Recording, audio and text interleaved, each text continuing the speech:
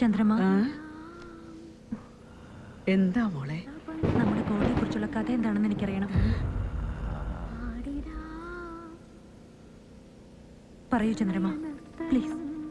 അതിനെക്കുറിച്ചുള്ള കഥ എന്തിനാ അറിയുന്നത്? വേണ്ട മോളെ, അതിനെക്കുറിച്ച് ഒന്നും അറിയണ്ട. ശരിക്കും ആ കഥ എന്താ? അത് കഥയല്ല മോളെ, പേടി സ്വപ്നമാ. ഒരിക്കലും ഓർമ്മിച്ചുകൂടാത്ത പേടി സ്വപ്നം.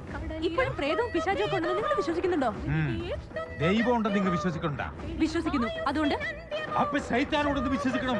അവനെ ജീവനോടെ സമാധി കെട്ടിയില്ലേ അമ്മ? അതുകൊണ്ടാ. ഞാനല്ല, ജയജമ്മയല്ലേ ചെയ്തത്?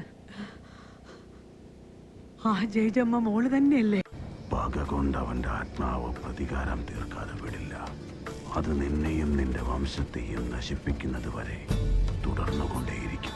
ജീവസ്വരൂപമായ ശ്രീരാമന് പോലും ഒരു ആയുധം വേണ്ടി വന്നു രാവണ നിഗ്രഹത്തിന്. അതുപോലെ നിനക്കും വേണം ഒരായുധം. നിന്റെ മരണം കൊണ്ട് രൂപപ്പെടുന്ന ആയുധം അവളുടെ ചുടുരക്തം ആയുധത്തിൽ പുരളണം. വഴി ആ പ്രേതാത്മാവിനെ നശിപ്പിക്കാനാകും.